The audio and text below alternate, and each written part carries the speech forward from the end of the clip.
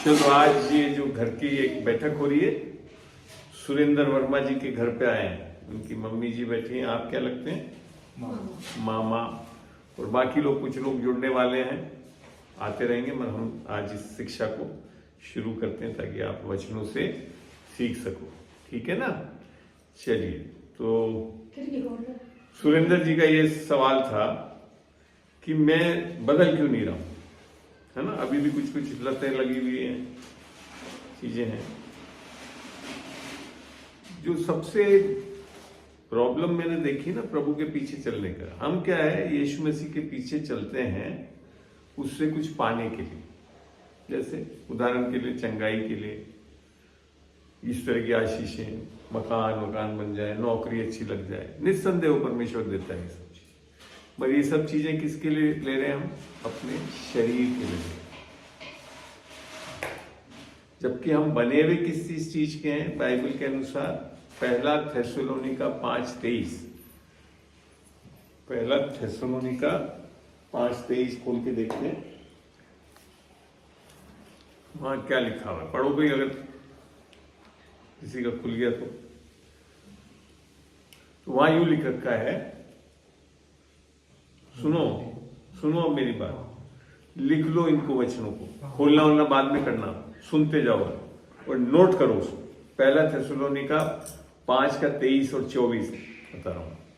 इसमें यूं लिखा है, शांति का परमेश्वर। शांति का परमेश्वर कौन है? यीशु मसीह। शांति का परमेश्वर आप ही तुम्हें पूरी रीति से आत्मा, प्राण और शरीर, तीन चीज के बने हुए हैं, आत्मा, प्राण और शरीर के। तो क्या करे? शांति का परमेश्वर आप ही तुम्हें पूरी रीति से आत्मा, प्राण और शरीर में निर्दोष रखे यीशु मसीह के आने तक। ये लिखा हुआ है वहां पे। ठीक है? पहला थेसलोनिका 5:23 है ये। क्या है? पहला थेसलोनिका 5:23 वचन है ये। ठीक है? आगे लिख लिया सबने? क्योंकि लिखोगे नहीं तो याद भी नहीं रहेगा तुम लोगों को। पूरी तरह से आत्मा, प्राण और एक मिनट, मैं इधर वचन को खोल के ही पढ़ता हूं तो और अच्छा लगेगा।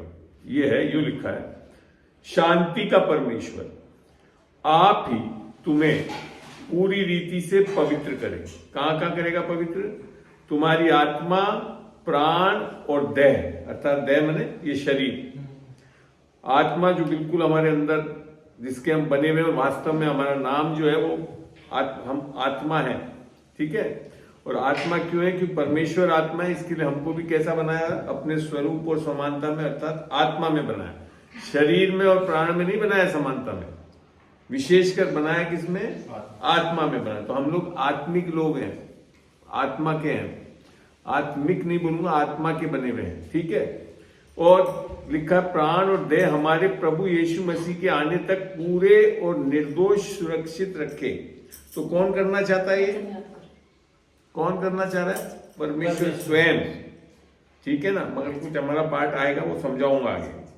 फिर बोल रहा है 24 आयत में क्या लिख रखा है? तुम्हारा बुलाने वाला विश्वास योग्य है और वो ऐसा ही करेगा। तो किस किस चीजों में बदलाव आना है हमारे को? हमारी आत्मा में, हमारे प्राण में और हमारे देह या शरीर में। अब क्या हो रहा है कि देह जो है वो है हमारे, उसमें 5 इंद्रियां हैं, जिससे हम छूकर, सूंघकर, सुनकर, देखकर, अर्थात इससे हम किस चीजों को जान सकते हैं? भौतिक जगत। ये जो भौतिक जगत है ना, इसको जान सकते हैं। आत्मिक जगत को नहीं जानते, परमेश्वर को इस चीज से नहीं जानते। समझे? प्राण किस चीज का बना हुआ है? 3 चीज का। हमारा इच्छा शक्ति, हमारी बुद्धि और हमारी भावनाएं। आई बात समझ में? क्या समझ में आई? इच्छा शक्ति, भावनाएं और हमारी बुद्धि से। तो ये प्राण है और आत्मा अलग है अंदर। ठीक है? तो अब होता क्या है अक्सर जो लोग आगे क्यों नहीं बढ़ते हैं प्रभु में, क्योंकि जब आते हैं ना हम लोग अक्सर प्रभु के पास, किस चीज के लिए आते हैं? आत्मा के लिए नहीं आते, शरीर के लिए आते हैं। शरीर में क्या क्या है? जैसे चंगाई चाहिए, रहने के लिए जगह चाहिए, नौकरी चाहिए, ये सब किसकी जरूरतें हैं? हमारे शरीर की जरूरत है। तो यीशु मसीह के पास आत्मा के लिए तो पहले नहीं आते, हम आते किसके लिए? शरीर के लिए। और परमेश्वर इतना भला परमेश्वर है कि जिस लेवल में आप मांगोगे ना उसमें देता भी है, क्योंकि मत्ती 7 में लिखा को मांगो तो दिया जाएगा, खटखटाओ तो खोला जाएगा, पाओगे, लिख रखा ना। जो कोई लिख रखा था, जो कोई मतलब कोई जरूरी नहीं है प्रभु में आया हुआ हो, कोई भी इस संसार में जो है वो मांगता है ये सोच के कि एक परमेश्वर है, तो वो और कोई नहीं है परमेश्वर, क्योंकि ये बाइबल का ही परमेश्वर परमेश्वर है और कोई परमेश्वर नहीं है। हाँ, ईश्वर बहुत है, फर्क देखना, परमेश्वर और ईश्वर में बहुत फर्क है। परमेश्वर तो ये बाइबल का ही एक ही परमेश्वर है जो जगत का परमेश्वर है। ईश्वर बहुत है, ईश्वर अर्थात और बहुत आत्मिक शक्तियां भी हैं, जिसमें दुष्ट शक्तियां भी हैं, सब कुछ है। आई बात समझ में? आ रही है बात माता जी समझ में? तो ऐसा नहीं है कि आप किसी को भी ईश्वर समझ के कर रहे हो, पूज रहे फूल रहे, तो कोई जरूरी नहीं है वो परमेश्वर को कर रहे हो। प्राण इच्छा शक्ति भावना है, बुद्धि का मिलकर बना होता है, ये 3 चीज का बना हुआ है, ठीक है ना। अब क्या हो रहा है कि हमारी सबसे पहले अगर हम बात करें आत्मा के लिए, आत्मा के लिए क्या, कैसे हम परमेश्वर में आते हैं? जब हम, क्योंकि सारे लोगों ने पाप किया है, रोमियो 3:23 बताती थी, हम सब ने पाप किया है और परमेश्वर की महिमा से रहित है नहीं हमारे अंदर। महिमा कौन सी चीज थी? परमेश्वर की आत्मा हमारे अंदर, माने आदम जो पहला व्यक्ति बनाया था उसके अंदर वास करती थी। रोमियो 5 का 23 है, नहीं 3 का 23, रोमियो 3 का 23 खोल के पढ़ देता हूं ताकि कोई गलती नहीं रहे आप लोगों के लिए। लिख लिए रोमियो 3 का 23, यहाँ यूं लिखा हुआ है, इसलिए कि सबने पाप किया है और परमेश्वर की महिमा से रहित है। अर्थात परमेश्वर की महिमा क्या है? परमेश्वर की आत्मा। और क्या लिख दिया? परमेश्वर की महिमा से रहित है, ठीक है ना। हम सब आदम के कारण हुए, हमारे करने से नहीं हो रहे, ये भी ध्यान रखना। ये पापी अवस्था हमारे पास कैसे आई है ये भी देखते हैं। रोमियो 5 का 19 पढ़ते हैं। रोमियो 5 का, आराम से धीरे धीरे लिखो, समझो, कुछ समझ में नहीं आता तो पूछ लो। यहां यूं लिखा है, क्योंकि जैसा एक मनुष्य के आज्ञा ना मानने से बहुत लोग पापी ठहरे। आई बात समझ में? तो हम पापी कैसे बने हैं? पहला आदम और हव्वा बना, आदम ने अनाज्ञाकारिता करी, उसके कारण हम पापी ठहरे। अब हमारे दिमाग में आता, अच्छा अब हम कुछ कर लें तो सही हो जाएंगे, यही आता ना। तो धर्म ने तो यही सिखाया है क्योंकि तुम पापों को कर रहे हो, पापों में सुधार लिया हो तो धर्मी बन जाओगे, यही करता है कोशिश धर्म में, मगर उससे नहीं होता। यहां क्या लिख रखा? वैसे ही जैसे पापी ठहरे किसके कारण? पहले आदम के कारण, ठीक है ना, उसने गलत करा जब अनाज्ञाकारिता करी। वैसे ही एक मनुष्य के आज्ञा मानने से बहुत लोग धर्मी ठहरेंगे, बनेंगे नहीं लिख रखा है। बनने में तो हमको कुछ करना पड़ेगा, यहां ठहरा रहा है कोई, और वो कौन है? यीशु मसीह। दूसरा आदम भी बोलता है बाइबल के अनुसार। आई बात समझ में? तो हम पापी अवस्था में पहले आदम के कारण गए, जिसके कारण हमारे अंदर से आत्मा हट गई उसकी अनाज्ञाकारिता से, और आत्मा वापस कब स्थापित हो रही है? यीशु मसीह की आज्ञाकारिता के कारण स्थापित। तो हमारी आज्ञा मान लेने से उससे नहीं होती। इसी के लिए बोला जाता है कि हमारा उद्धार जो आत्मा में होता है, उद्धार कहां होता है? आत्मा में। प्राण और शरीर में उद्धार नहीं हो जाता एक दिन में, पर आत्मा में हो जाता है। आत्मा में कब होता है? सोच के बताओ, इतनी बार मैंने सिखाया, फिर कैसे होगा आत्मा? एक ही कारण, वो है सुसमाचार के कारण। चलते हैं, देखते हैं इसको, जो पौलुस समझाता है। पहला कुरिन्थियों 15 में 1 से पढ़ रहा हूं मैं। हे भाइयों, मैं तुम्हें वही सुसमाचार बताता हूं। तो यहां ये नहीं है कि सारा वचन सुसमाचार वचन में है, सारा वचन सुसमाचार नहीं है, ये ध्यान रख लेना। ये बहुत बड़ी गलतफहमी होती है लोगों को। सुसमाचार वचन में है मगर सारा वचन सुसमाचार नहीं है, ठीक है। तो यहां लिखा कि हे भाइयों, मैं तुम्हें वही सुसमाचार बताता हूं जो पहले सुना चुका हूं।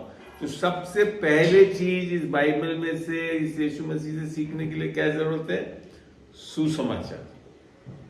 क्या लिखा है? जिसे तुमने अंगीकार भी किया। तो उस सुसमाचार को अंगीकार भी करना है। क्या किसका है? पहला कुरिन्थियों 15 का 1 से लिखा रहा हूं, 1 से 3 पढ़ेंगे। देख ले वो क्या पूछ रही है, बोलो यार, इसमें बीच बीच में मेरे। हाँ दीदी, तो आपको समझ में आ रहा है? हाँ। उसको अंगीकार भी करना है और उसमें ही स्थिर रहना है। आगे फिर बता भी रहा है, हाँ, लिखा उसी है। के द्वारा तुम्हारा उद्धार भी हुआ है। चलो सब लोग आगे खुश हो आज मसीह में। मीटिंग तो थोड़ी पहले शुरू कर दी थी, मैंने थोड़ा वचन बताया भी था, कोई ज्यादा नहीं, वही चीज समझाई थी। आत्मा, प्राण और शरीर के बारे में समझा रहा था मैं इन लोग को। तो आज जो सुरेंद्र की एक सवाल था कि मैं बदल क्यों नहीं रहा हूं, आत्मिक क्यों नहीं बनता जाता हूं करके, ठीक है ना, रख दीजिए इसको नीचे, आप ले लेंगे। तो उस पर चर्चा चल रही थी। तो हमारे क्या, मैं समझा रहा था कि हम जब यीशु मसीह के पास आते हैं, ज्यादातर हम लोग, तो हम आते हैं शरीर की चीजों के लिए, कि हमारी नौकरी लग जाए, हमारा बिजनेस अच्छा हो जाए, और हमारे गाड़ी मिल जाए, घर मिल जाए, ऐसी चीजें। ये मैंने समझाया था कि यीशु मसीह उसको देने में कोई कतराई नहीं करता, इतना बड़ा परमेश्वर है। जैसे आप पापा हो, ये बच्चा अभी कुछ नहीं भी करे तो इसको खाना खिलाते हो, स्कूल भेजते हो, सब करते हो ना, इसकी सारी जरूरतों को पूरा करते हो। तो वो सब जरूरतें हैं, परमेश्वर तैयार है उन सब चीजों को करने के लिए। जैसे ये जैसे बाप होकर करते हैं अपने बच्चे के लिए, ऐसे ही वो हमारा पिता जो है वो सब करने के लिए तैयार है, मगर वहां तक सीमित रह जाए तो वो आत्मिकता नहीं है। बाइबल में यीशु मसीह खाली ये देने नहीं आया, ये है निसंदेह सब देने आया, और उससे बढ़कर क्या देने आया? रिश्ता देने आया, धर्म नहीं देने आया। धर्म नहीं देना है। धर्म में क्या है? धर्म क्या सिखाता है? अपने आप पवित्र बनो, अच्छे काम करो, ये सब। इसका ये मतलब नहीं कह रहा हूं कि काम नहीं करना है, ये भी मत सोच लेना, मगर ये सब करने से परमेश्वर से रिश्ता नहीं होगा आपका।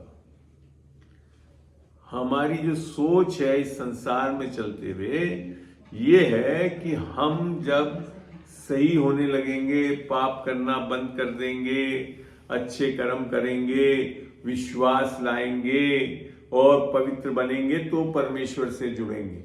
हाँ या ना? जोर से बोलो, हाथ उठाओ।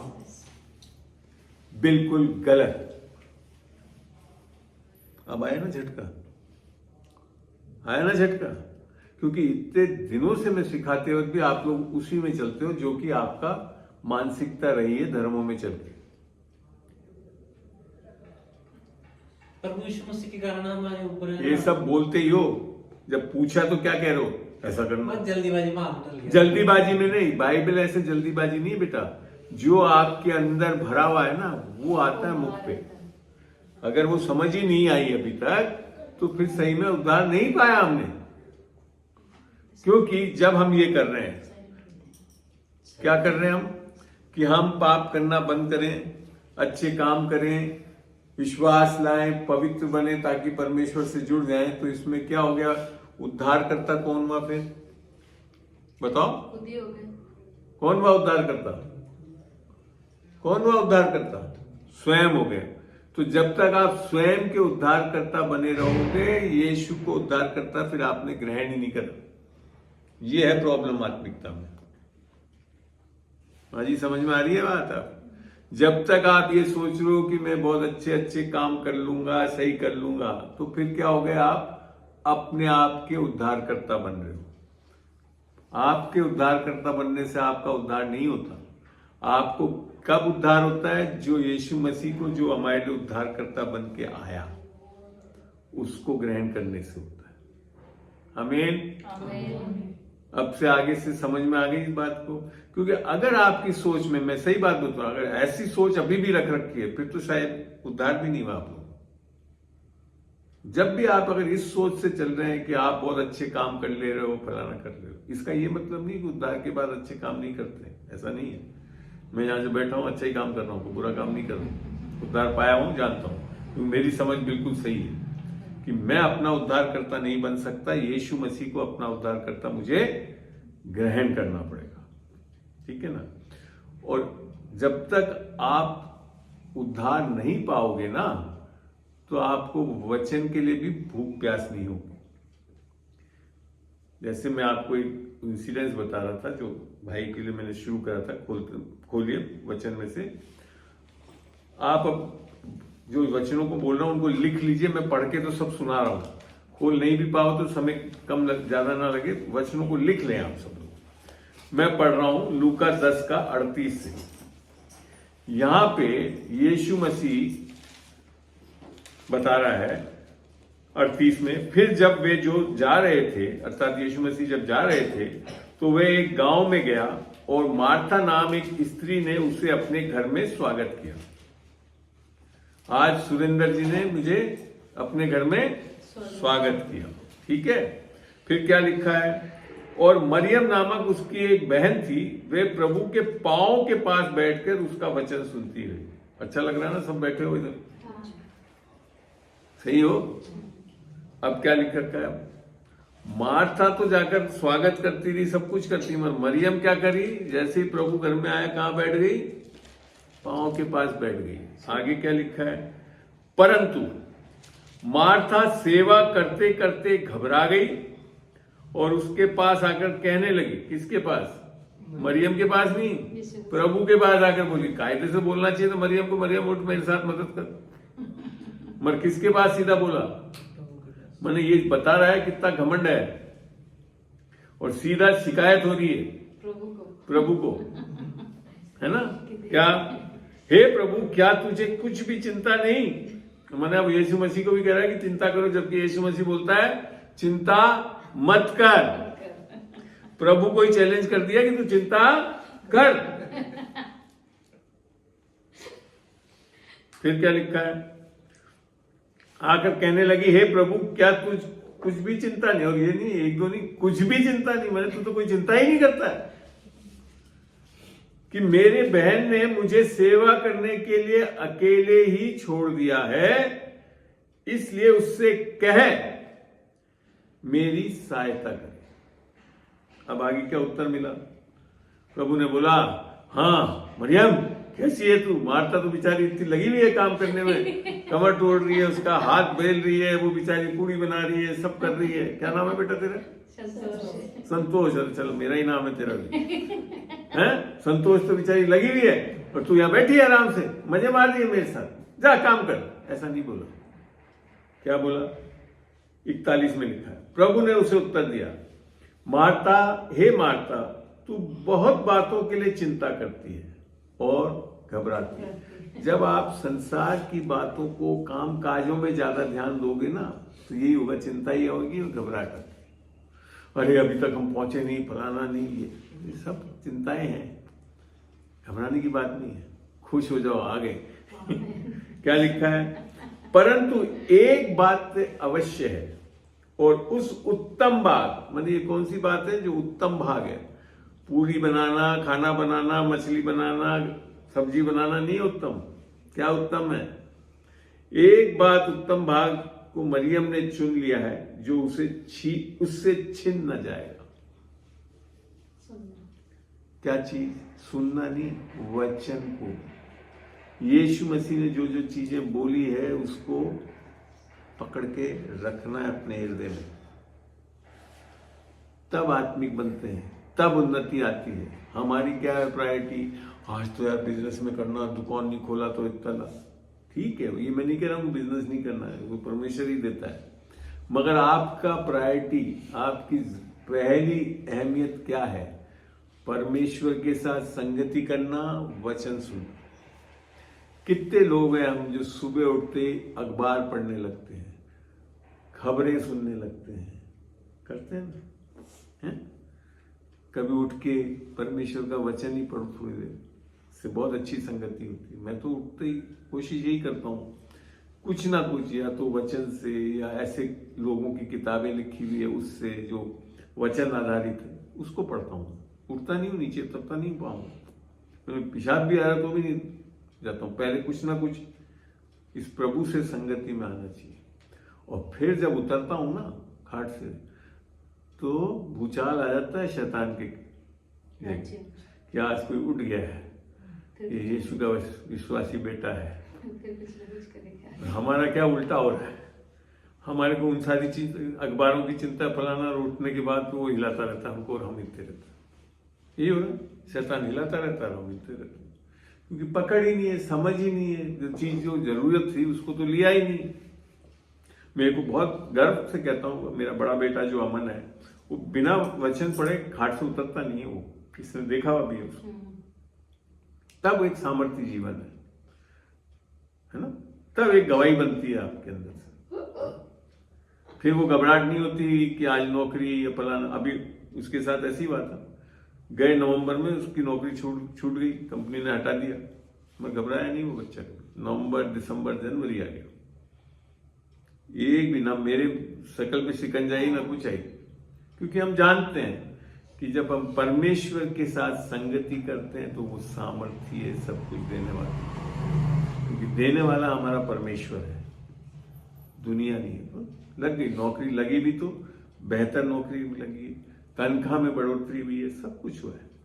क्यों? क्योंकि हमारा परमेश्वर, क्यों? वचन से जानते हैं कि वो हमारे को पूंछ नहीं सर बनाता है, हमेशा सर बनाएगा। तो ये होनी चाहिए हमारी गवाही, ये होती आत्मिकता कि इस संसार में हम कैसे चलने वाले हों, जयवंत चलने वाले। मगर अगर हम चिंताएं करते रहे अपनी चीजों को, हमारा भरोसा नौकरियों पे आ जाए, इन चीजों पे आ जाए, उससे नहीं होगा। हमेशा किस पे रहना है भरोसा? परमेश्वर पे। एक वचन से देखते हैं इसको, नीति वचन में जा रहा हूं, प्रोवर्ब्स में नीति वचन और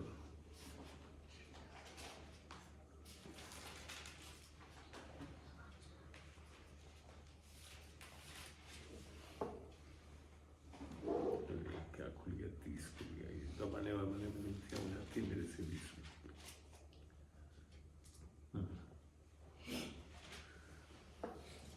क्या लिख रखा है 29-25 में? मनुष्य का भय खाना फंदा हो जाता है। 29 का 25 है नीति वचन, 29 का 25। देखो आप मैंने जैसे बताया ना, सुबह उठते हो, अखबार पढ़ते हो, और अखबार में आ जाता है आज तो दुकानें बंद रहेगी। फिर क्या आता है? भय आता है। क्या आता है? फंदा आ जाता है। जबकि परमेश्वर का वचन बोलता है हम विश्वासी लोग हमेशा हर परिस्थिति में जा, क्यों? क्योंकि आगे उत्तर दिया है, मनुष्य का भय खाना फंदा हो जाता है, परंतु जो यहोवा, अर्थात इस बाइबल का परमेश्वर, यहोवा जो पुराने नियम में यहोवा भी बोलते थे, पर भरोसा रखता है, विश्वास करता ही नहीं है। विश्वास करना तो एक बहुत अच्छी बात है, पर साथ में भरोसा होना भी बहुत जरूरी है। आई बात समझ में? भरोसा रखता है, उसका स्थान ऊंचा किया जाएगा। जैसे मैंने अभी बच्चे की गवाही बनाई ना, ये नहीं होगा कि हम नीचे चले जाएंगे या 2 महीने नहीं मिला तो बिल्कुल ही अनर्थ हो गया। कहाँ जाएंगे हम? ऊंचे उठाए जाएंगे। और ये मैंने अपने जीवन से भी अपनी गवाही दे सकता हूँ कि हमेशा परमेश्वर, नहीं ऐसी नहीं है कि परेशानी नहीं आती है, आएगा, लिख रखा फंदा डालने की कोशिश करता है, शैतान करता है ये सब चीजें, मगर जो यहोवा पे भरोसा रखता है उसका स्थान ऊंचा ही होगा, घटेगा नहीं। और आपकी भी गवाहियां होंगी बहुत ऐसी, है ना? तो ये है, तो क्या हमने इस वचन को देखा, इसको अपने अंदर रखा? क्योंकि असली चीज है, वचन से ही आप जयवंत होते हो। ये मत सोच लेना कोई विचारों से और बिजनेस से जयवंत हो जाओगे। आज आपने कोई बिजनेस ढूंढा और वो पता पड़ा, कल को सारा के पेटीएम खोला और पेटीएम पता पड़ा बंद हो जाएगा। आता है ना ऐसा सब चीज। मगर जब हम, क्योंकि हृदय में क्या चीज भरा हुआ होना चाहिए हमारे? परमेश्वर का वचन। देखते हैं इसको और अच्छी तरह।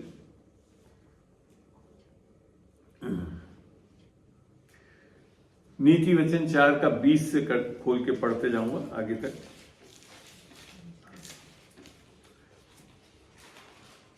नीति वचन 4 का 20, ठीक है।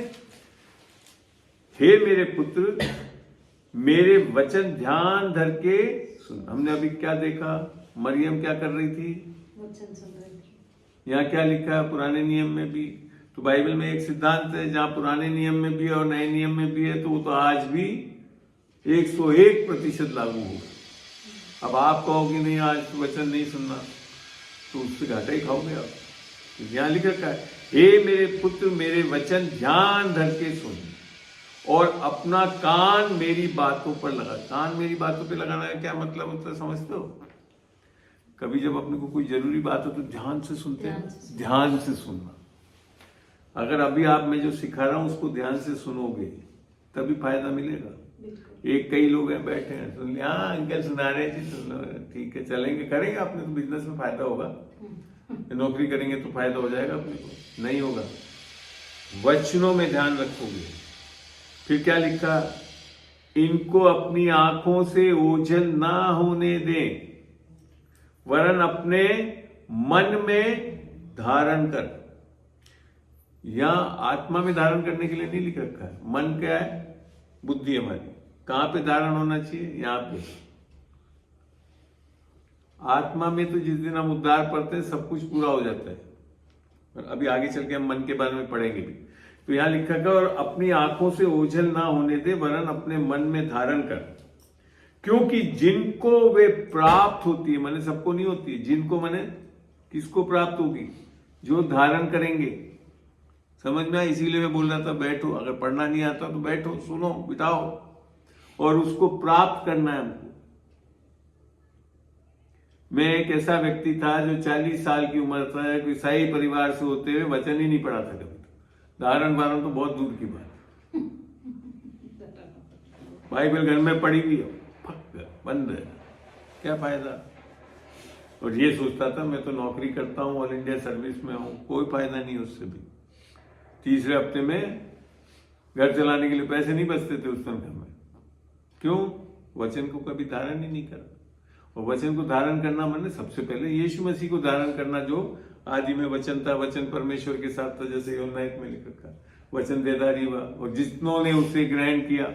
आगे लिख रखा है, जब 14 पहला यूहन्ना पढ़ोगे, लिख लो, पहला यूहन्ना पूरा पढ़ना, वहां पे ये सब चीजें लिख। और जितनों ने उसे ग्रहण किया उन्हें परमेश्वर का बेटा होने का हक दिया, अधिकार दिया। फिर आगे समझाया भी, ये बेटा क्या है, ये वो शारीरिक तरीके से नहीं जो मनुष्य और औरत माने आदमी और औरत जो भोग संभोग करते हैं उससे बच्चा, वो नहीं है ये बच्चा, ये परमेश्वर की इच्छा से होना। अर्थात यीशु मसीह को जब हम अपना उद्धारकर्ता प्रभु ग्रहण करते हैं तब हमारे आत्मा में एक बदलाव आता है। क्या आता है कि हमारे को परमेश्वर की आत्मा मिलती है, उसे बोलते हैं नया जन्म बाइबल में, जिसके लिए यीशु मसीह ने यूहन्ना 3 में पढ़ना जरूर, 3 में लिखा है, जिसने नया जन्म पाया वो परमेश्वर के राज्य को दाखिल होता है। हर कोई नहीं होता है। ये नहीं हो जाता कि मेरा घर बन गया, मेरे को बहुत अच्छी नौकरी हो गई तो हम परमेश्वर के राज्य में दाखिल हो गए। अगर ऐसा है तो अंबानी और टाटा परमेश्वर के राज्य में, आप और मैं नहीं है। अगर ये चिन्ह है परमेश्वर के राज्य में होना कि हम बहुत तरक्की कर गए, बहुत पैसा है हमारे पास, बाइबल ऐसा नहीं बता। तो यहां लिख रखा है 4 का 22, क्योंकि जिनको वे प्राप्त होती है वे उनके जीवित रहने का, क्या रहने का, आप कह रहे हो आत्मिक जीवन होना चाहिए, जीवित कब रहेंगे, वचन। मरियम क्यों जीवित, क्यों यीशु मसीह ने बोला कि ये बात ये सही कर रही है। अगर जीवित करने के लिए तो बात मार्था कर रही थी, खाना पीना है। वास्तव में अगर देखो तो दुनिया के हिसाब से तो खाने पीने से जीवन रहेगा ना, मगर यीशु मसीह ने क्या बोला, ये जो कर रही है क्या, मेरी बातों को सुन रही है।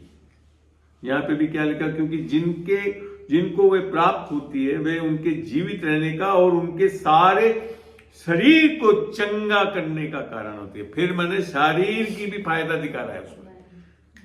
हम लेते हैं ना गोलियां सुबह 4 बजे, दोपहर को 1 बजे, और वचन कितने बार पढ़ते हैं? गोलियां तो 3 बार ले लेंगे, दवाइयां ले लेंगे, वचन, गुटखा खा लेंगे, सिगरेट पी लेंगे, वचन नहीं ले सकते। और लिख क्या रखा है?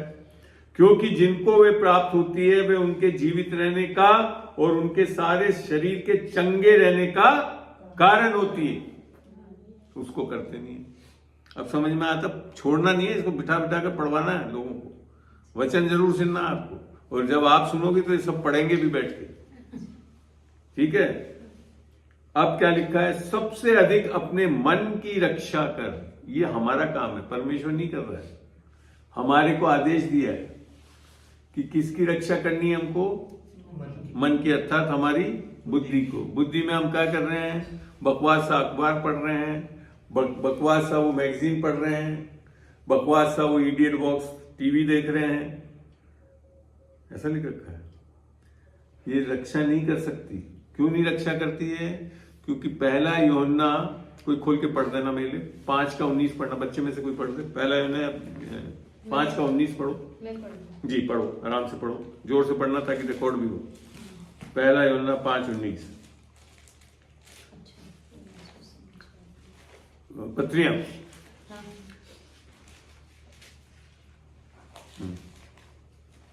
किसी खोलिए तो पढ़ो। चलो छोड़ो। हम जानते हैं कि हम परमेश्वर से हैं और सारा संसार उस दुष्ट के वश में पड़ा है। किसके वश में पड़ा है? सारा दुष्ट, दुष्ट मने शैतान के वश में। संसार जो आप देख रहे हो ना, ये परमेश्वर के वश में नहीं चल रहा है। किसके वश में चल रहा है? ये टीवी जो चल रहा है आपके यहाँ पे, ये इंटरनेट जो चलता है, यहाँ तक कि गूगल भी आकर आखिरी रास्ते में आकर घुमा देता है। क्योंकि परमेश्वर के वश में नहीं चलता वो। किसके वश में चलता है? बंद भी हो गया। शैतान के वश में चलता है। अपने आप। तो यहाँ यही लिख रखा है ना, तो वहां पे क्या लिख रखा है? और फिर आगे बहुत अच्छा लिखा है 5:20 में, और ये भी जानते हैं कि परमेश्वर का पुत्र आ गया है और उसने हमें समझ दी है।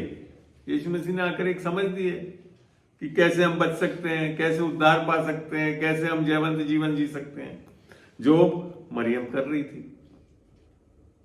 आई बात समझ में? हद से हम समझ दी है कि हम उस सच्चे को पहचाने। किसको पहचानना है? यीशु मसीह को पहचानना माने दिन प्रतिदिन वचन से जानना कि यीशु मसीह ने मेरे लिए क्या क्या कर दिया है। आज क्या सीख रहे हो? ये पता, जो आज बदल रहा हूं ना, ये इसको बोलते हैं मन फिराना। अर्थात हमारी सोच में बदलाव आना चाहिए कि हम वचन के अनुसार सोचने वाले हो। आगे क्या लिखा है? समझ दिए कि हम उस सच्चे को पहचाने और हम उसमें जो सत्य है। सत्य कहां है?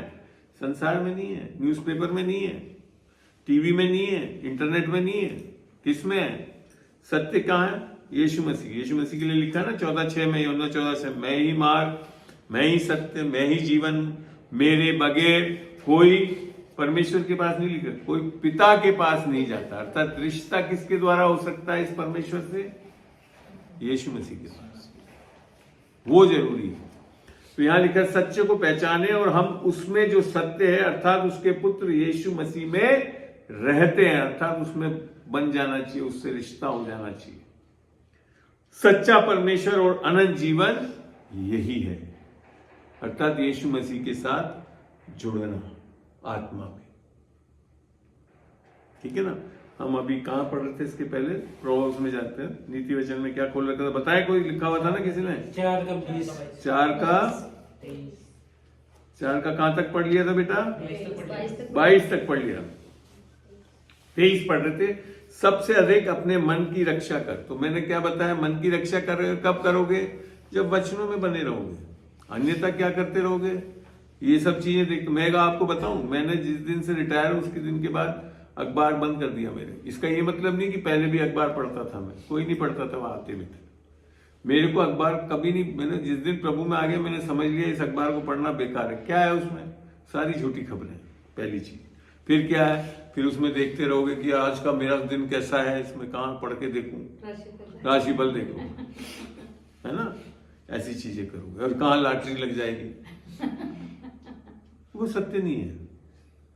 मैं अखबार अपने घर में इसके लिए मंगाता था क्योंकि मैं इतने ऊंचे अधिकारी के रूप में काम करता था। कभी कभी सुबह सुबह चीफ सेक्रेटरी साहब या मेरे मंत्री महोदय या सीएम साहब फोन करके बोलते थे, रत्ना स्वामी जी आज वन विभाग का समाचार पढ़ा, तो फिर उठाकर पढ़ता था मैं कि क्या आया जान, ताकि जवाब दे सकूं। जवाबदारी तो है मेरी, जवाब तो देता था मैं जब वो पढ़ता था तो पता पड़ता था उसमें 90% जो लिखा हुआ झूठ है, क्योंकि वो तो आपके सामने होता था। वो तो मेरा विभाग तो मेरे अधीन है, मैं जानता हूं वहां क्या हो रहा है।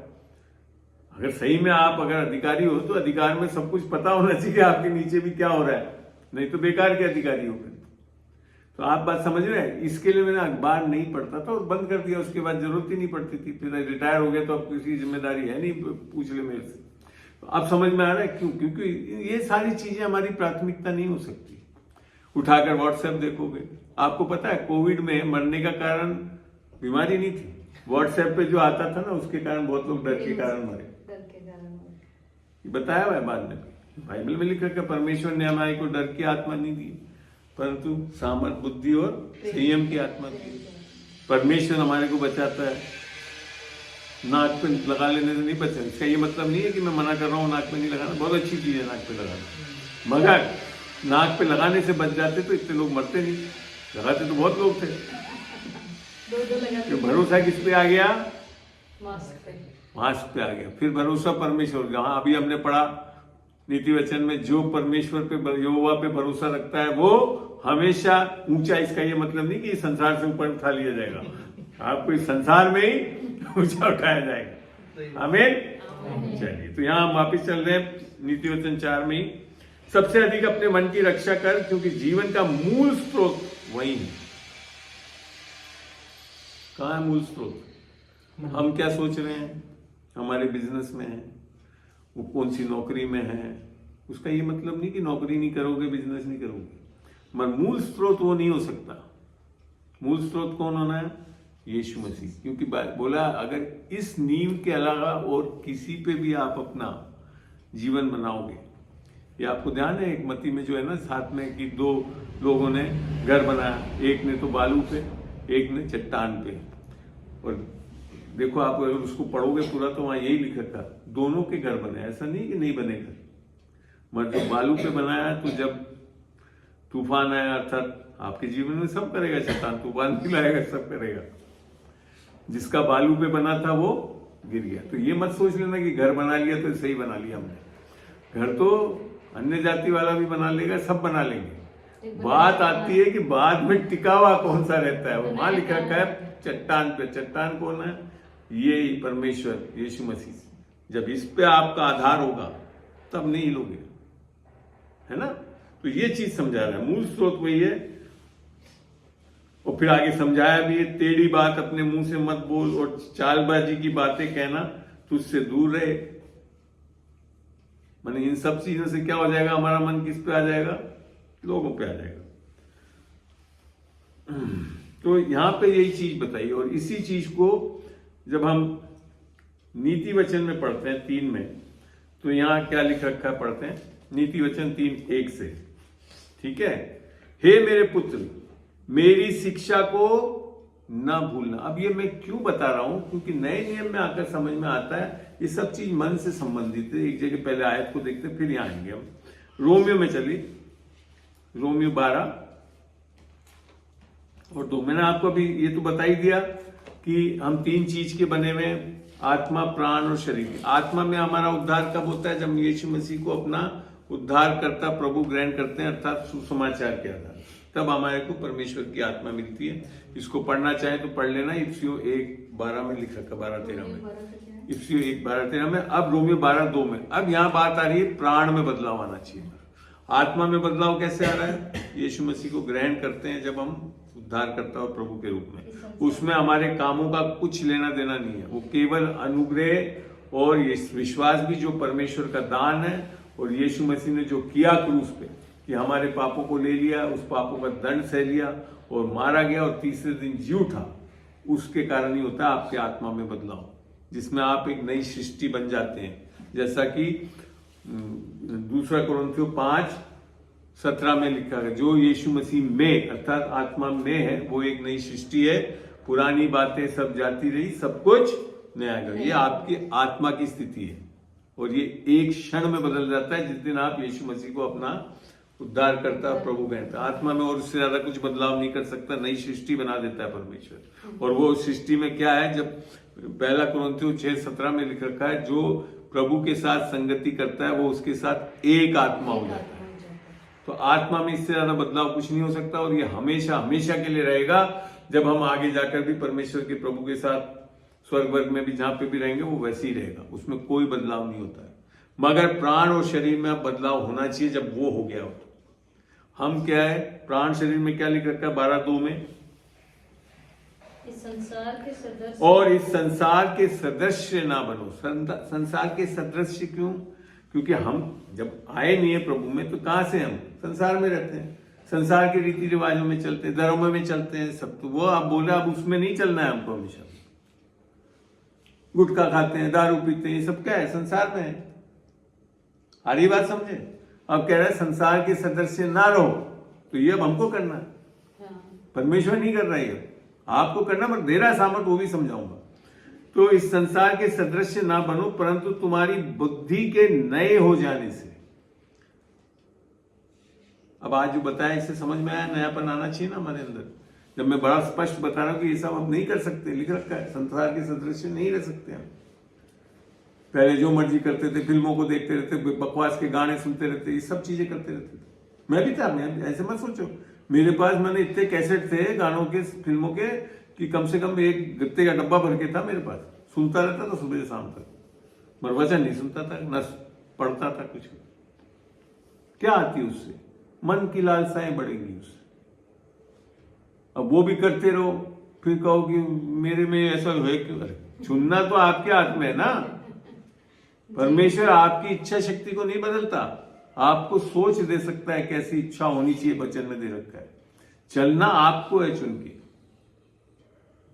परमेश्वर क्यों नहीं बदल रहा मेरे? नहीं बदलता परमेश्वर। परमेश्वर आपको खाली बताता है। इसीलिए बोला जो मरियम है वो क्यों बैठी, सुनने बैठी। मार्था जो नहीं सुन रही थी, परेशान हो रही थी। तो इच्छा शक्ति, मन को जो है परमेश्वर बदल कब सकता है? जब आप वचनों से सीखो। तो यहां लिखा था, और इस संसार के सदृश्य ना बनो, परंतु माने आप कुछ चीज होना है। क्या होना चाहिए? तुम्हारे बुद्धि के नए हो जाने से। इसे ही बोलते हैं मन फिराना। बुद्धि का नया होना माने अब हमारी वो सोच नहीं होनी चाहिए जो पहले हम संसार में थे उसके अनुसार, यहां 2 का 4 कर ले तो भी चलेगा, ये सब नहीं हो सकता। बिजनेस में बता रहा हूं, ऐसी आएगी लालच। बिजनेस बड़ा आसानी से कैसे बदलता है? 2 का 4 करो जब बदलता है। नहीं, परमेश्वर के साथ चलोगे तो 2 का 100 होता है। समझ में आया बेटा? ये देखा है मैंने अपने जीवन में। आप तो 4 में अटके रह जाओगे। परमेश्वर 100 गुना देने वाला परमेश्वर है, वचन को जब बोओगे तो क्या लिख रखा है? बुद्धि के नए हो जाने से तुम्हारा क्या बदलता है? क्या लिखा हुआ है? चाल चलन बदलता जाए। अब आप कह रहे हो यीशु मसीह मेरा उद्धार करता और प्रभु है, मैं जानता हूं यीशु मसीह की चाल चलन वही है जो पहले चलते थे। फिर कहां जाना? भाई समझ में आ रहा बेटा? हैं? यीशु मसीह में आने के बाद, बाइबल में जाने के बाद, वचन पढ़ने के बाद क्या बदलना चाहिए? चाल चलन बदलता जाएगा। ऐसा नहीं कि बदल के रुक जाएगा, ऐसा भी नहीं लिख रखा है। चाल चलन बदलता जाए, एक मिनट, चाल चलन भी बदलता जाए, जिससे जब ऐसा चाल चलन बदल जाओगे तो जिससे तुम परमेश्वर की भली और भावती और सिद्ध इच्छा अनुभव से मालूम करते हो। अनुभव माने वो चीज होते हुए दिखेगा आपको, अपना आप नहीं होगा कुछ भी। अनुभव आपको करना पड़ता है। कब? जब वचन से नया करते हो बुद्धि में, इसको मेन स्रोत जो है आपके मन को संभाले रखते हो, वचन के अनुसार चलते हो, तो वहां पे आपको चंगाई भी मिलती है, बदलाव भी आता है। तब जाकर अच्छा अनुभव से मालूम करते हो। और ये होता कैसे है? अनुग्रह से ही होता है। पढ़ के देखते हैं इसको। फिलिपियों को खोलते हैं, अच्छा लग रहा है? सीखा कुछ बहुत अच्छा लग रहा है। बच्चे लोगों? अच्छा लगा सर। फिलिपियों 2:12 खोलते हैं और 12 और 13 पढ़ेंगे। यहां लिख रखा है, इसलिए हे मेरे प्रियो। अब देखो, प्रियो मत जब बोल रहा है ना परमेश्वर का वचन, तो मैंने हम उद्धार पाए हुए लोग, तभी लिखता है प्रिय। यीशु मसीह के लिए बोला ना, ये मेरा अति प्रिय पुत्र है। यीशु मसीह के लिए लिखा है ना प्रभु ने, परमेश्वर ने बोला भी, तो हमारे को भी ऐसे ही मानता है, हे मेरे प्रियो। फिलिपियों 2:12, जिस प्रकार तुम सदा से, ऐसा नहीं है एक दिन 2 दिन, आ रही बात समझ में बेटा? बोल, समझ में आ रहा है कि नहीं आ रहा है? और करेगा ना ये सब चीजें, लिखा है सब चीजों को मनन करना है। सब क्या लिखा है? तुम सदा से आज्ञा मानते आए हो, वैसे ही, मैंने सदा से एक तो आज्ञा मानना है, और वैसे ही अब भी ना केवल मेरे साथ, ये अंकल आए उस दिन तो कर लिया, साथ रहते हुए, पर विशेष करके, अंकल के साथ रहते तो विशेष की जरूरत नहीं थी, मगर अंकल के जाने के बाद विशेष करके आप मेरे द्वारा दूर रहने पर भी डरते और कांपते हुए अपने अपने उद्धार का कार्य पूरा करते जाओ। अब एक चीज मेरे को बताओ यहां पे, नहीं आमीन नहीं, अभी पूछ रहा हूं सवाल, उसके बाद ये ताली बाद में बजाना। ये डरते हुए कांपते हुए क्या है? परमेश्वर में भय। क्या है भय? ये डरते हुए कांपते, मैंने बताओ, समझाओ मेरे को। जब कोई भी ना हो, जैसे हम लोगों के सामने अच्छा बनते हैं, वैसे परमेश्वर के सामने भी अच्छा बनना है। अच्छा, परमेश्वर के सामने और बोलो बोलो बोलो, कोई बोलो जरा। ये डरते हुए कांपते मैंने क्या है? कि परमेश्वर मुझे मार देगा और दंड देगा, इसके लिए बिल्कुल सही नहीं चलना है, ऐसे ही सोचते हैं ना हम लोग, आधे से ज्यादा ऐसे ही सोचते हैं। बोलो आप क्या सोचते हो? बोलो ना बेटा, मुस्कुराने से काम नहीं चलता है। शिक्षा की क्लास में पूछ रहे हैं तो बोलना पड़ेगा। क्या मानते हो? डरते कांपते हुए क्या मानते हो? क्या मानते हो? मैं मानता हूँ कि जैसे नहीं देख रहे वालों को देख रहे वालों, उनको सब पता है, अपन जो भी करेंगे सब देखो और सब पता है, और क्या कर रहे हो तो वो फिर क्या होगा? तो फिर तो उद्धार नहीं होगा ना अपना। वही आगे ना, वही डरते कांपते, मैंने वही मतलब है कि हमको परमेश्वर को उद्धार भी नहीं होगा, मेरा फलाना नहीं होगा, ऐसा नहीं है। बाइबल को हमेशा बाइबल से सीखना चाहिए। डरते कांपते के बारे में पुराने नियम में ले जा रहा हूं, यिर्मयाह 33:9, ठीक है, पढ़ रहा हूं। यिर्मयाह 33:9 लिख लो। अब पढ़ रहा हूं मैं, क्योंकि वे सब भलाई के काम सुनेंगे। किसके? परमेश्वर जो हमारे साथ भलाई के काम सुनेंगे, जो मैं उनके लिए करूंगा। कौन? आप नहीं कर रहे हो, कौन कर रहा है? परमेश्वर कर रहा है। हमारा उद्धार, हमारी चंगाई सब कौन करता है? परमेश्वर करता है। लिखा, मैं उनके लिए करूंगा और वे सब कल्याण और शांति की चर्चा सुनकर, सुनो बेटा, खोलो मत, लिख लो, इसीलिए मैं बोलता हूं, सुनकर जो मैं उनसे करूंगा डरेंगे और थरथराएंगे। किसके कारण से डर और थरथराना है? आपको परमेश्वर की भलाई के कारण। आपने देखा है कई बार हम जब लोगों के लिए दुआ करते हैं, थरथराने लगते हैं, हिलने लगते हैं, आत्मा में गिर जाते हैं। वो वही तो है कि इतना भला काम होता है, चंगाई होती है, सब होते हैं, तो उसे बोलते हैं डरते हुए थरथराना।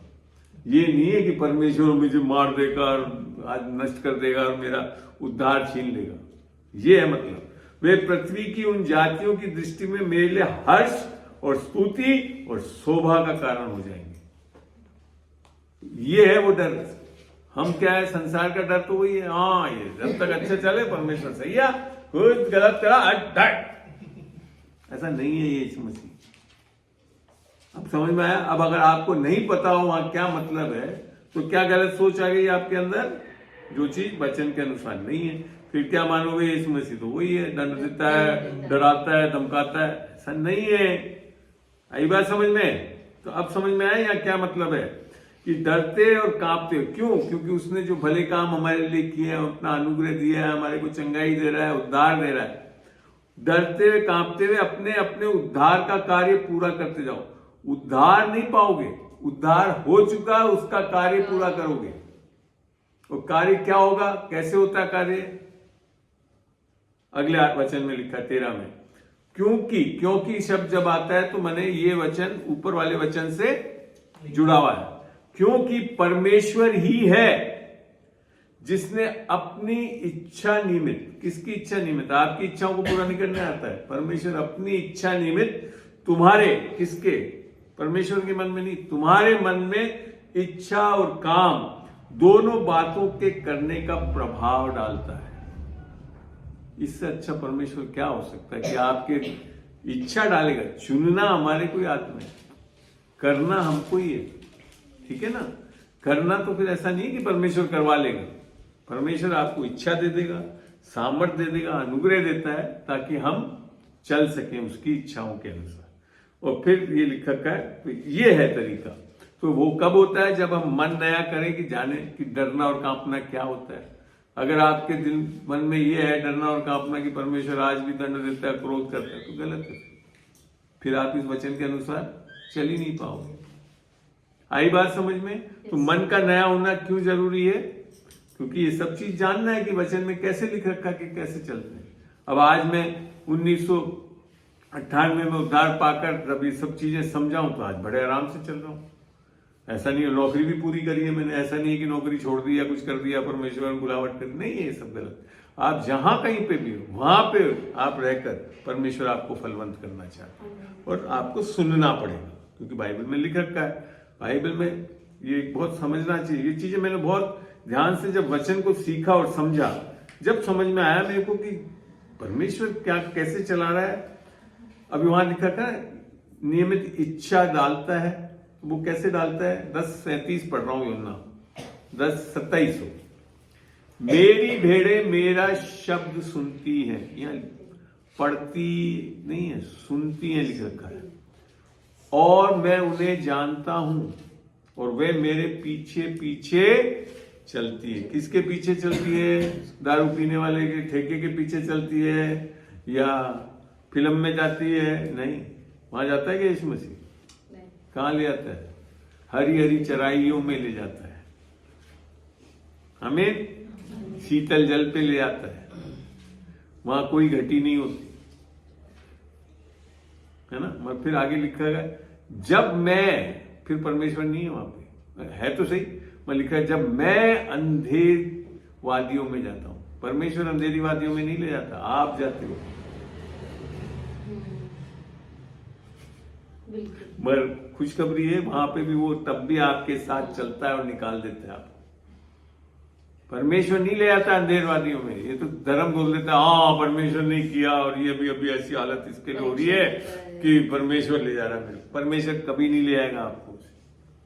परमेश्वर तो आपको हरी हरी चराइयों में शीतल जल के पास तृप्त होने के लिए ले आता है। आप जाते हो अंधेर में। आपने अभी जब बोले थे ना ये ऐसा क्यों हो रहा है, जाए जा रहे हो आप उधर जा जाकर, फिर बोलोगे परमेश्वर नहीं ले आ रहा।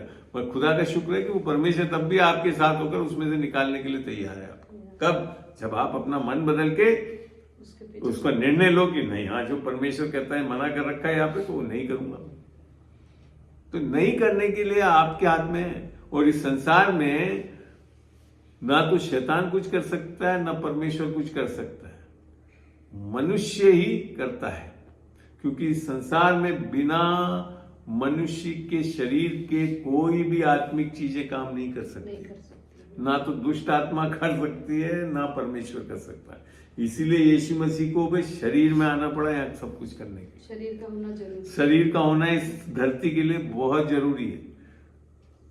ठीक है ना। ये सब गलत चीजें हैं कि हम तो कठपुतली हैं और परमेश्वर न चाहता था, ये सब धर्म में है, ये सब बेवकूफियां। परमेश्वर ने आपको इच्छा शक्ति दी है। पुराने नियम में ही व्यवस्था विवरण 30:19 में बताया है, मैंने तुम्हारे सामने आशीष और श्राप रखा है। मैंने तुम्हारे को नहीं, हाँ, I have put life and death, तुम्हारे जीवन और मृत्यु रखा, आशीष और श्राप रखा। जीवन को चुन लो। बता भी दिए क्या चुनना है, बता तक है, मगर चुनना किसके हाथ में है? आपके और मेरे हाथ में है कि हम क्या चुने। ठीक है ना। तो आप समझ में आ रहा है कि क्यों बाइबल बता रही है इतनी बार बार कि हमको वचन में बने रहना है, वचन से नया करना है, हमारे मन को बनाए रखना है, बदलना है, तब जाकर हम परमेश्वर के जीवन में प्राण में बदलाव आएगा। प्राण में बदलाव कैसे आता है? जब हम चुनते हैं वचन से। ठीक है, कोई सवाल अभी यहाँ पे? 1:30 बज गए शायद। हाँ, बजने वाला है। कोई सवाल आपके? हाँ, बोलो। कोई से भी सवाल कर सकते हैं। डाउट है क्या तेरे को? नहीं नहीं, पूछ रहा हूँ। मैंने तेरे को ज्यादा सवाल पता है या मेरे को जवाब कम पता ऐसे है? नहीं, ऐसे नहीं बोला। चलो पूछो। मैं ऐसे पूछ रहा हूँ, जोर से बोलना, रिकॉर्ड भी चाहता हूँ। पुराने नियम के अंदर है ना, वो मतलब वो है अंदर से घबरा गया? पुराने नियम के अंदर है ना, उत्पत्ति के अंदर हाँ, क्या है? जब यहोवा ने उसको अब्राम हाँ। अब्राम को बोला था कि तू मेरी उपस्थिति में चलना सीख और सिद्ध होते जा। तो हम हमारे जीवन में परमेश्वर की उपस्थिति कैसे है? हाँ, बहुत अच्छा। और कुछ? और पहले इसका जवाब दे दूं, फिर आगे पूछ, या पूछ ले, और भी पूछ ले। ये तो है एक तो है आपकी उपस्थिति कैसे है, ठीक है। दूसरा, हमारे जीवन में परमेश्वर की उपस्थिति कैसे है? और जब मैं वचन को अरे दूसरा, हाँ अब बोल। जब मैं वचन को पढ़ता हूँ, बाइबल को पढ़ता हूँ, बाइबल भी मैंने पढ़ी हुई है, तो वचन में ऐसा लिखा हुआ है कि अब्राहम की आशीषें आज हमें दे दी गई है, ठीक है। फिर उसके बाद वो बोलते हैं जो जो जिसने यीशु मसीह पे विश्वास किया उसका उद्धार हुआ। तो मतलब वो क्या वो हमारी गलती अब्राहम है? की आशीष क्या है, ये जानना चाहता हूँ। नहीं, मैं जानना चाहता हूँ कि वो सब चीजें जो बाइबल में आशीषें दी गई है, वचन कह रहा है कि ये नहीं है, नहीं वचन कह रहा है कि मतलब ये चीज है, लेकिन वो हमारे जीवन में नहीं है। आशीष नहीं आ रही है, ये मतलब। हाँ। हाँ, ठीक। दो चीज हुए, एक तो परमेश्वर की मौजूदगी में जैसे अब्राहम को बोला था चलना, निस्संदेह पुराने नियम में परमेश्वर की आत्मा अंदर नहीं आ सकती थी, ना अब्राहम के अंदर थी, ना दाऊद के अंदर थी, सबके ऊपर आती थी। आई बात समझ में? नए नियम में आकर क्या हो गया है, हमारे अंदर आती है। क्यों आती है? नया जन्म होने के कारण, ठीक है ना। आगे बात। अब क्या, जैसे दूसरा Corinthians 5:17 क्या बोलता है, जो यीशु मसीह में वो एक नई सृष्टि है, पुरानी बातें जाती रही, सब कुछ नया हो। तो क्या हो गया? फिर क्या लिखा का, पहला Corinthians में 2-3 जगह लिखा का, हम परमेश्वर, हमारा शरीर पवित्र आत्मा का मंदिर है। तो इससे ज्यादा और संगति नहीं हो सकती आपकी। पुराने नियम में तो ऊपर था, अब तो आपके अंदर आ गया। फिर लिख रखा रोमियो 8:14 में, और उसमें कि जितने लोग आत्मा के चलाए चलते, तो कहाँ परमेश्वर आपके अंदर है और चला रहा है। उससे ज्यादा और क्या प्रेजेंस चाहिए आपको? हम क्या है, गलती कर रहे हैं ना, अब्राहम की तरह। अब्राहम की तरह नहीं, नए नियम में आकर यीशु की तरह चल सकते। यीशु हमारे अंदर रहता है, हमारे आत्मा को दे रखता है। इससे ज्यादा और नजदीकी में कोई नहीं आ सकता परमेश्वर के। आपका उद्धार, नया जन्म है। आई बात समझ में? और परमेश्वर से हमारा तो एक चीज तो समझ में आया। हाँ। अब अगर यीशु को ग्रहण नहीं करा तो आ ही नहीं सकता। अब्राहम जैसा छोड़, अब्राहम जैसा बनने की जरूरत नहीं, उससे बढ़कर हम को परमेश्वर हमारा मंदिर, हमको मंदिर बनाना चाह रहा है। इससे ज्यादा क्या आएगा और पास में? परमेश्वर से हम जो हमारे एक और समझाता हूँ। पुराने नियम में परमेश्वर कहाँ रहता था? पवित्र स्थान में रहता था, पवित्र स्थान में अंदर। यीशु मसीह जब क्रूस पे टांगा गया तो अंदर की जगह जो पर्दा था वो ऊपर से नीचे फटा, मनुष्य ने नहीं पड़ा, ऊपर से नीचे फटा। अब कहाँ आ गया परमेश्वर? हमारे हृदय में बसावट करता। यही तो फायदा है नए जन्म का, नए नियम का। अब आप कह रहे हो अब्राहम जैसे चलता था, तो जैसे आपकी सोच होगी वैसी ढूंढते रहोगे कि कहाँ है परमेश्वर, कभी इधर आएगा, उधर छुएगा, फलाना। आपके अंदर है वो।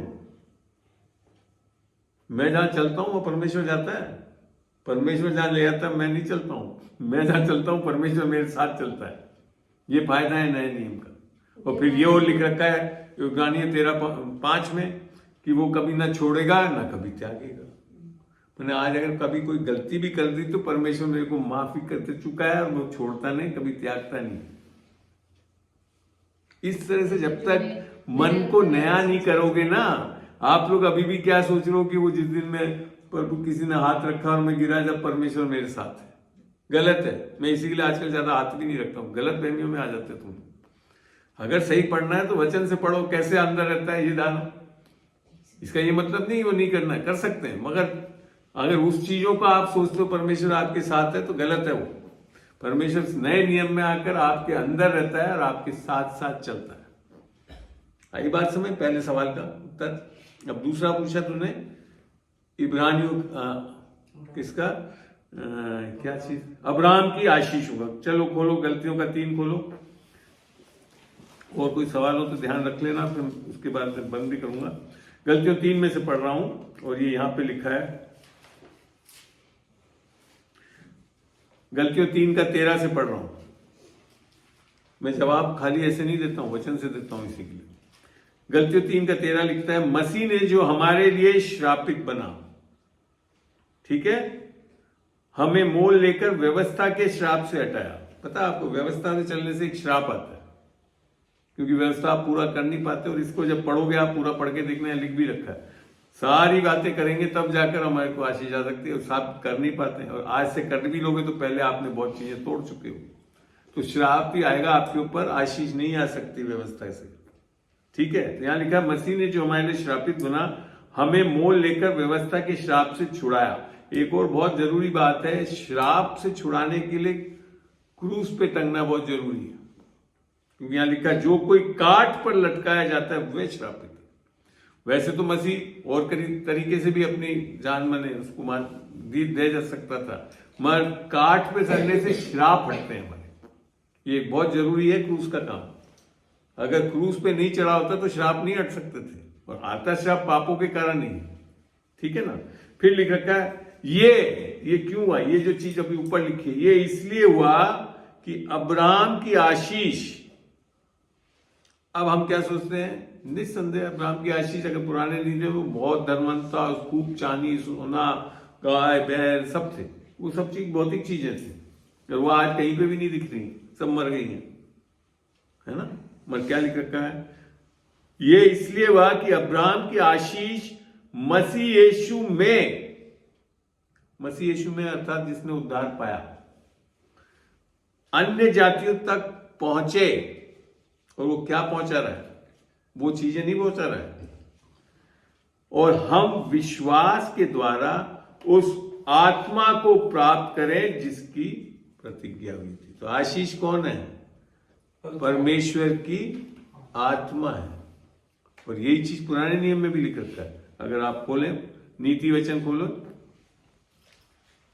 10 का 22 खोल रहा हूं मैं, नीति वचन 10 का 22। धन यहोवा की आशीष ही से मिलता है। किससे मिल रहा है, आशीष। तो आशीष से धन मिलता है, धन आशीष नहीं है। अगर धन आशीष होता तो मैंने बोल रहा हूं ना, फिर तो बिरला टाटा और वो लोग आशीषित हैं। क्यों नहीं है वो लोग आशीषित, क्योंकि आगे जो चीज लिख रखी है वो बहुत बड़ी चीज लिख रखी है, और वह उसके साथ दुख नहीं मिलाता। आज अडानी जी का कर्जा वापस ले लेना बैंक, कटोरा लेकर बैठना पड़ेगा उसको। नीति पर मैं इतना धनवान हूं कि मेरे ऊपर 1 रुपया भी कर्जा नहीं है, कुछ नहीं ले सकता कोई मेरे से, आशीषित ही रहूंगा। नीति वचन 10 का 22। धन यहोवा की आशीष ही से मिलता है, और वह उसके साथ दुख नहीं मिलाता। आगे बात समझ रहे हैं, आशीष धन नहीं है, धन आशीष से मिलता है, और आशीष परमेश्वर का आत्मा जो हम में है, और वो है अब्राहम के बेटे कौन होते हैं, जो विश्वास से मिलता है। आई बात समझ में, उत्तर मिला आपको, संतुष्ट हो, और कोई सवाल। वैसे बोल रहा हूँ कि नए नियम में पौलुस प्रार्थना करा था कि तुम्हारी मन की आंखें ज्योतिर्मय। बिल्कुल, ये प्रार्थना करना चाहिए हमको, क्योंकि पौलुस की जितनी भी प्रार्थना है ना नए नियम में, अगर आप उसको बाइबल को सुनो, मेरी बात, बाइबल जब मैं बोलता हूँ बीच में मत बोला करो। जब भी आप पौलुस की कोई प्रार्थना कर रखी है नए नियम में, पत्रियों में लिख रखे, उसको बाकायदा बाइबल को खोलो और उसको पढ़ते हुए प्रार्थना करो, आंखें बंद करके भी नहीं, बोलते हुए प्रार्थना करो। इतनी जबरदस्त, मैं बहुत शुरू में यही करता था। मैं जहां जहां पौलुस की प्रार्थनाएं लिखी हुई उसको खोलता था और बोलता था मेरे लिए। तो ये है इफ्सियों में लिख रखा है, अभी वहां पे भी दिखाता हूं मैं आपको। ये परमेश्वर की ओर से है या क्या चीज ओर से है, मतलब ये एक प्रार्थना है कि ये फिर एक बाइबल का वचन क्या है, दूसरा तुम्हें तो 3:17 बोलता है सब पवित्र शास्त्र परमेश्वर की प्रेरणा से लिखा गया है। तो किसकी ओर से हुआ? और ये लिखा कहाँ है? कहाँ लिखा हुआ है जो बोल रहे हो? हाँ? अरे ये तो मैं बताया ना, दूसरा तिमोथी 3:16-17 में तो जो ये है कि सारा परमेश्वर का वचन परमेश्वर की आत्मा की प्रेरणा से लिखा गया है, तो अर्थात परमेश्वर द्वारा लिखा गया है। और ये जो पौलुस भी जो लिख रखा है वो कहाँ लिख रखा है? बाइबल में लिख रखा है। तो किसकी ओर से लिखा हुआ है? परमेश्वर की ओर से। अब तुम बोल रहे हो किसकी ओर से? नहीं मैं वो नहीं, फिर वो नहीं कहने का मतलब वो नहीं था। फिर मतलब ये कर्म है, मतलब ये तो कर्मों के आधार पे होता है। नहीं तो आप पढ़ते हैं ना, हाँ। खोलते हैं तो पहले सही। अरे मेरा बच्चा खोलते हैं जब।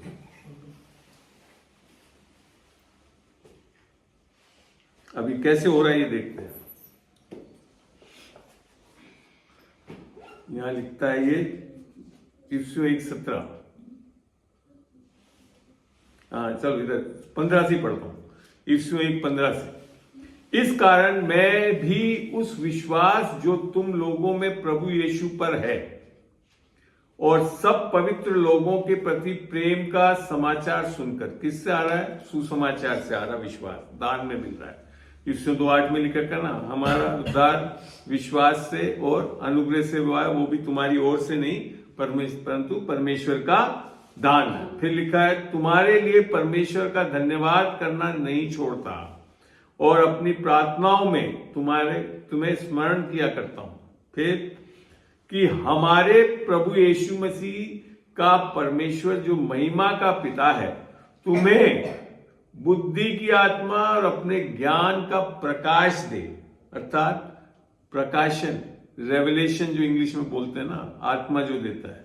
आपको ध्यान है इस चीज के बारे में? अगर अपन मत्ती में पढ़ते हैं 16 में लिखा है, पतरस से पूछा तुम मुझे क्या बोलते हो? यीशु मसीह ने बोला मैं कौन हूं?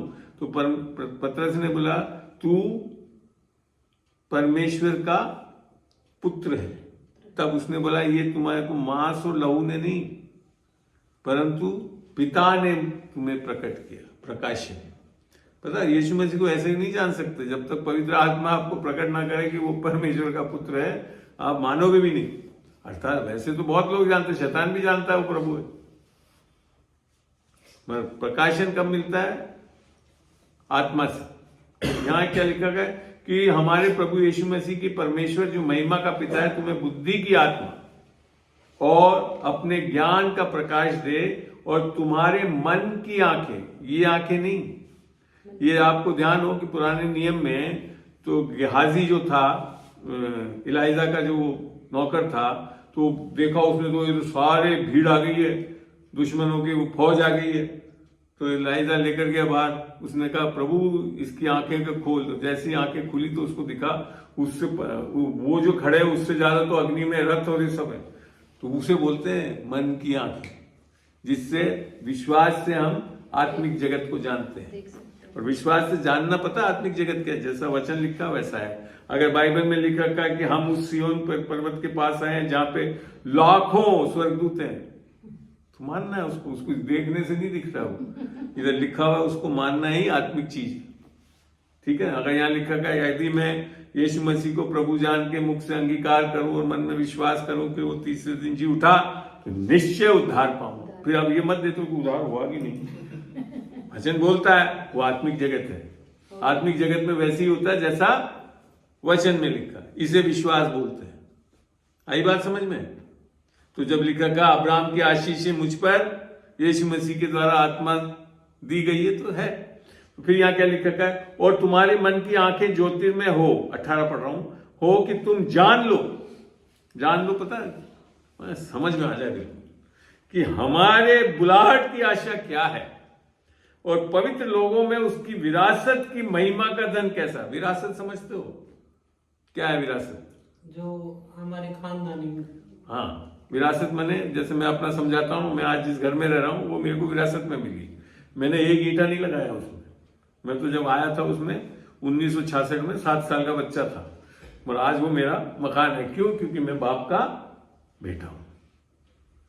उसे बोलते हैं विरासत, मुफ्त में मिलना। तो यही चाहिए कि उसकी विरासत की महिमा का धन कैसा है।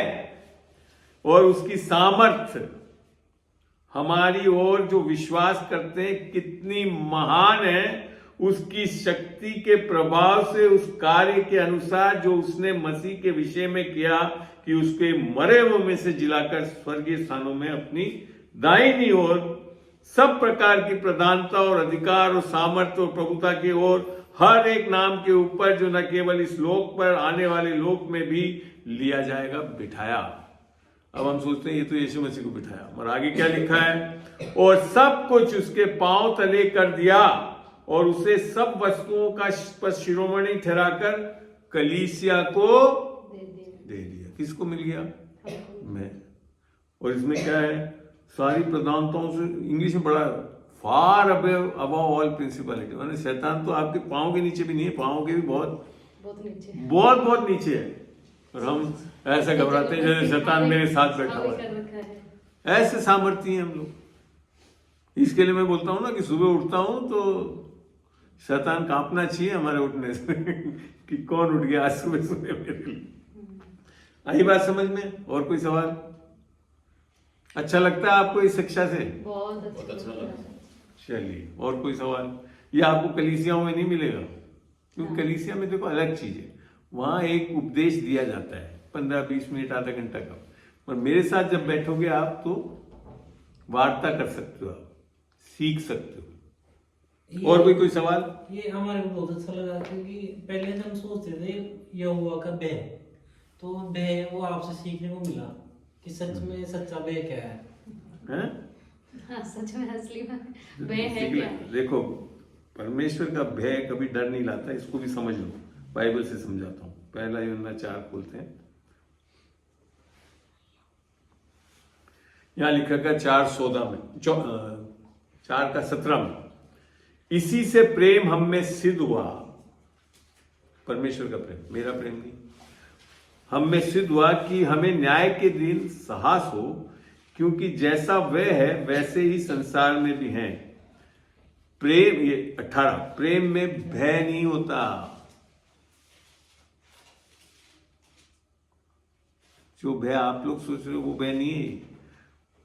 प्रेम में भय नहीं होता, वरन सिद्ध प्रेम भय को दूर कर देता है, क्योंकि भय का संबंध दंड से होता है। वो जो धर्म में चलते हैं वो उसी दंड से चलते हैं, कुछ कराओ तो मार दूंगा, चल भाई साथ मेरे अनुसार चल। ऐसा नहीं है, ये परमेश्वर दंड होता है, और जो भय करता है वो प्रेम में सिद्ध नहीं हुआ है। और आपको पता है जब प्रकाशित वाक्य में लिखा था ना कि आग की झील में किस किस को डालने है, तो सबसे पहले क्या है पता उसमें? डरपोक को। तो गलती से उस डर में मत चलना, कहां मिलोगे फिर? मैं तो नहीं आऊंगा वहां पे। आगे बात समझ में? और कुछ? और कुछ? चलो बंद करते हैं, समय काफी हो गया, 1:45 हो गए, मेरे को घर भी पहुंचना है। छोटी सी दुआ करता हूँ। प्रभु तेरा धन्यवाद देता हूँ इस समय के लिए, एक बहुत अच्छा समय संगति और वचन में, और जिस तरह से खुदावन मरियम बैठी, खुदावन आज ये बच्चे यहाँ बैठे हैं और तेरे वचन को सुन रहे हैं, निस्संदेह खुदावन इन सबसे भली बातों को इन्होंने प्राप्त किया है। इनका मन आज नया हुआ है खुदावन, और ये अपने प्राणों को नया करके खुदावन तेरे डील डोल में चलने वाले हो सकेंगे। धन्यवाद देता हूँ, इस आशीष देता हूँ, जयवंत बोलता हूँ यीशु के नाम से, आमीन।